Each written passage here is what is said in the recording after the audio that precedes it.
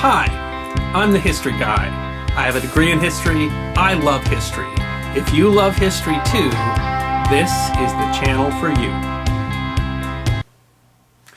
Today we're going to talk about an event that was described in an after-action battle report on December 18th of 1944, where a U.S. light armored car engaged and destroyed a German heavy tank in combat, which is something so unlikely that you might not even think it was true, except that there were multiple witnesses in an official Army report.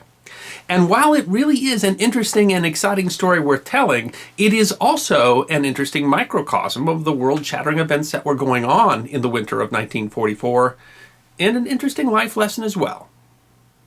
But before we talk about this duel, let's talk about the events that led up to it. The Germans launched their last major offensive of the Second World War, December 16, 1944.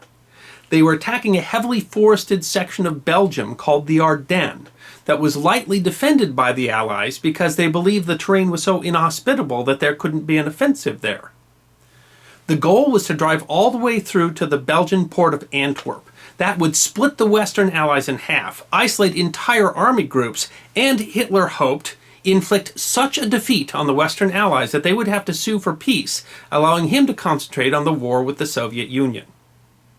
It was a massive attack. It included 206,000 troops, 1,200 tanks, 4,000 artillery pieces.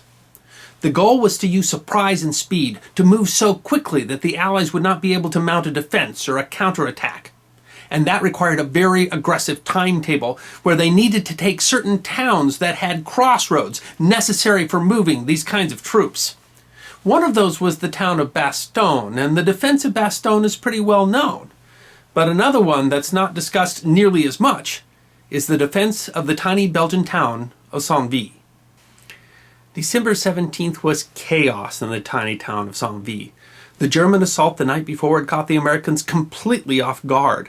Thousands of American troops were in headlong retreat. 2 entire regiments had been surrounded and forced to surrender.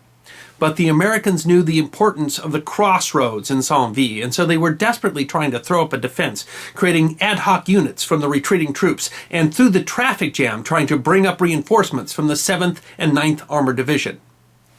But on the other side, things were almost as bad. The Americans had held in the north, cutting off one of the major roads that the Germans had intended to use. And that meant that the entire 5th Panzer Army was stuck on one road. And that road went straight through Vith.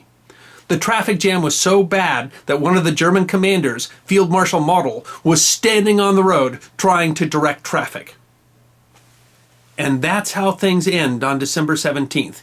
The Americans in a traffic jam, desperately trying to create a defense of Vith. The Germans in a traffic jam, desperately trying to take Vith before the Americans can mount that defense. And that brings us to December 18th, the date of our duel between the M8 and the Tiger tank, in the high-stakes defense of the town of Vith. So let's talk about those 2 vehicles that met that day.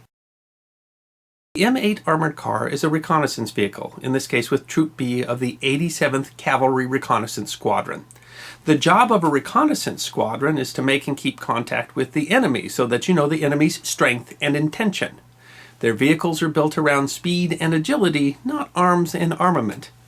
The M8, made by Ford, is lightly armed with a 37mm cannon. That's not enough to, say, hurt the front armor on a large tank, but it could take on an enemy reconnaissance vehicle or a soft vehicle like a truck or an artillery piece. The M8 was armored, but only enough to protect it from, say, machine gun fire, not a cannon like on a tank. And although its off-road capability was disappointing, the M8 was very fast on roads, capable of maintaining speeds up to 55 miles per hour. On the other side of the battlefield, the Germans brought with them some of the most powerful armored fighting vehicles of the Second World War. Not only did they have the formidable Panzer IV and Panther medium tanks, but they brought along the master of the battlefield, the mighty Tiger tank. Made by the Henschel Corporation, the Tiger weighed in at more than 60 tons. That's more than 8 times the weight of an M8. Its frontal armor was 120 millimeters thick, which was virtually invulnerable to the 37mm cannon on an M8. And its own cannon was the mighty 88, an 8.8 centimeter gun meant to destroy the best armor that the Allies could bring to the battlefield. Against an 88, an M8 might as well have been armored with paper. The only weakness for a Tiger was the armor in the rear, because tanks are built to be attacked from the front. But even there, a Tiger had 80 millimeters of armor, which meant that for an M8 to hurt a Tiger, it would essentially have to shoot into the back of the Tiger at point-blank range. But of course, that is exactly what happened on December 18th, witnessed by an infantry captain and in an after-action report. The M8, concealed in a bush, was surprised when a Tiger tank rumbled by right in front of it. The commander realized that the Tiger tank was on a sunken road and so wouldn't be able to maneuver, and he saw an opportunity. So he rolled out his M8, hoping to charge the rear of the Tiger tank without even being seen. Well, it didn't work out. The commander on the Tiger tank saw them, and so it became a desperate race. The M8 racing to get close enough to use its 37mm cannon. The Tiger tank desperately trying to traverse its turret so it could shoot at the M8. At just 25 yards, 150 feet, the M8 fired 3 shots straight into the rear of the Tiger tank. The huge beast shuddered, rumbled to a stop, and exploded into flames, the crew abandoning the tank.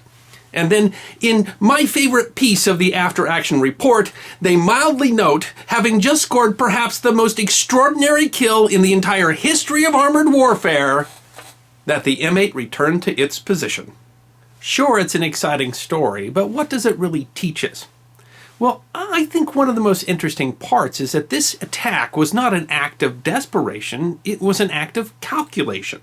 The sergeant commanding the M8 knew the strength of his own vehicle, knew the weakness of his enemy, saw an opportunity, and took it. And isn't that a great life lesson? If you understand your strengths and recognize your opportunities, you can defeat even overwhelming odds. But it's also a great illustration of the plucky American defense of the town of Vith.